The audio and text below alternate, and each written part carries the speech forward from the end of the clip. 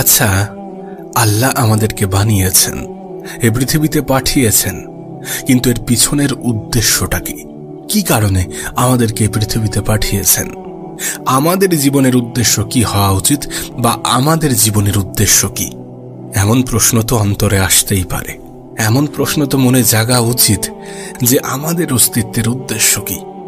মহান রব্বুল আলামিন সূরা মুলকের ২ নম্বর আয়াতে উল্লেখ করেন যে আল্লাহ সৃষ্টি করেছেন মৃত্যু এবং জীবন পরীক্ষার জন্য কে তোমাদের মধ্যে কর্মে উত্তম। আল্লাহ পাক সৃষ্টি করেছেন জীবন এবং মৃত্যু কে তোমাদের মধ্যে কর্মে উত্তম।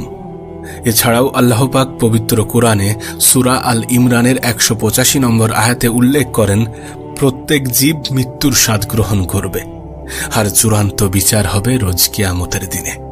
আর সেই দিনে যে ব্যক্তিকে দোজখ থেকে উদ্ধার করা হবে এবং বেহেশতে দাখিল করা হবে, সে পৃথিবীর উদ্দেশ্য অর্জনে সফল। কারণ এই পার্থিব জীবন ছলনাময় ভোগ ব্যতীত আর কিছুই নয়।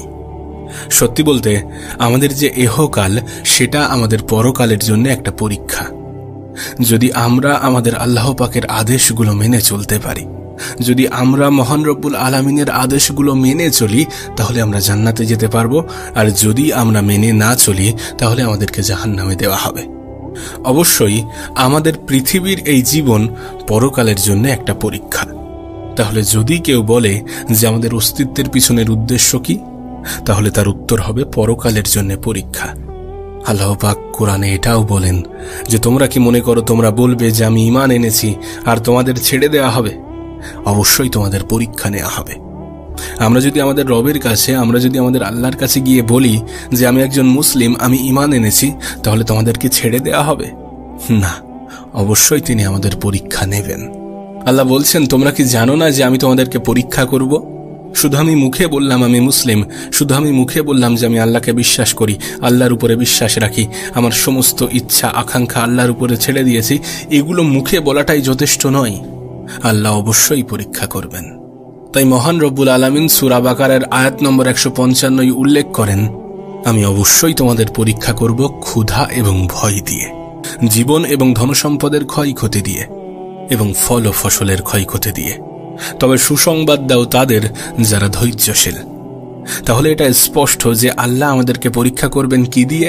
ক্ষুধা দিয়ে, ভয় দিয়ে, জীবন এবং ধনসম্পত্তির ক্ষয়ক্ষতি দিয়ে, এবং ফল ফসলের ক্ষয়ক্ষতি দিয়ে। তবে আল্লাহ পাক এক একজনকে এক একভাবে পরীক্ষা করেন।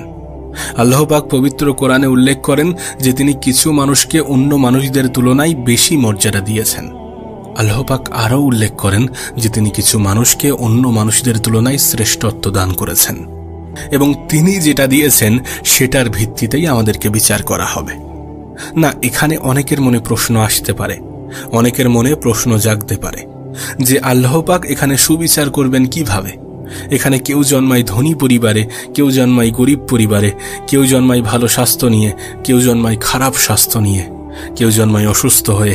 এগুলোই তো অবিচার, এটাই তো অবিচার। আল্লাহ তাআলা সুবিচার করেন না। তিনি এই সমস্ত আলাদা আলাদা মানুষের জন্য আলাদা আলাদা বিচার করবেন কিভাবে?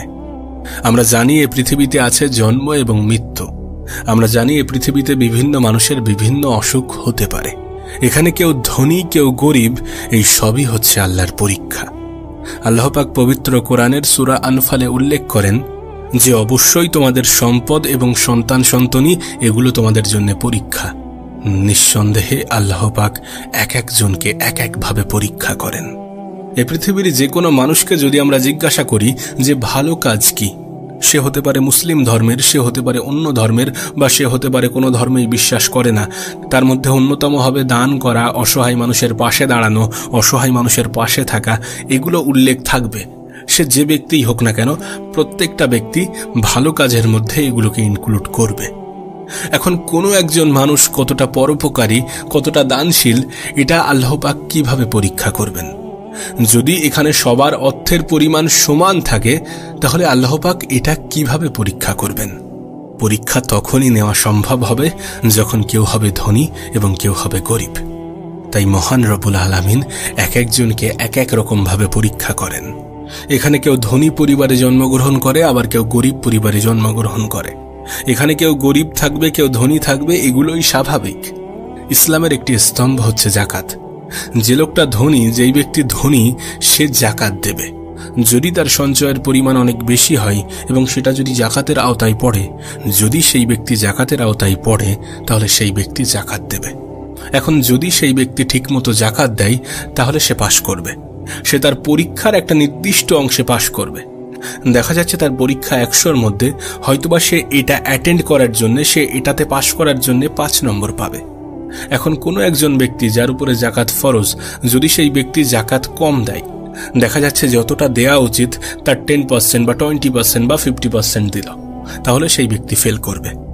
আর কোনো ব্যক্তির উপরে জাকাত ফরজ অথচ সে কোনো জাকাতই দিল না, তাহলে তো সেই ব্যক্তি ফেল করবেই করবে। অথচ দেখা যায় যখন আমরা কোনো গরিবের দিকে তাকাই, তখন আমরা ভাবি, আহা, মানুষটা কত গরিব, এই মানুষটার জীবনে শুধু সমস্যা আর সমস্যা। আর ধনীদের দিকে তাকিয়ে আমরা মুগ্ধ হই। নবী পাক সাল্লাল্লাহু আলাইহি সাল্লাম বলেন, একজন ধনী লোকের বেহেশতে প্রবেশ করা একজন গরিব লোকের থেকে অনেক বেশি কঠিন। আর পবিত্র কোরআনেও ঠিক এটাই উল্লেখ আছে যে আমাদের ধনসম্পদ আমাদের জন্য পরীক্ষা। আমরা সত্যি অনেক বোকা এই জন্য এমনভাবে চিন্তা করি যে এই মানুষটার এত টাকা, আল্লাহ পাক কতই না রহমত দিয়েছেন। সত্যি বলতে এটাও একটা পরীক্ষা। যদি আমরা এই রহমতকে ঠিকঠাকভাবে ব্যবহার না করি, অবশ্যই এটা রহমত, কিন্তু এই রহমতে পাশ করাটা অনেক বেশি কঠিন। প্রকৃত অর্থে যাদের ধনসম্পদ কম বা যাদের ধনসম্পদ নেই, তাদের ধনীদের থেকে বেহেশতে যাওয়াটা অনেক বেশি সহজ। আমাদের সম্পদ একটা পরীক্ষা। এই জন্য আল্লাহ পাক বলেন যে তোমাদের সম্পদ যেন আল্লাহ পাকের স্মরণে উদাসীন না করে। এখানে আরেকটা পরীক্ষা হচ্ছে সন্তুষ্টি, নিজে সন্তুষ্ট থাকা। নিশ্চয়ই আমাদের রব আমাদেরকে পরীক্ষা করেন, কাউকে অনেক কিছু দিয়ে, আবার কাউকে অনেক কিছু থেকে বঞ্চিত করে।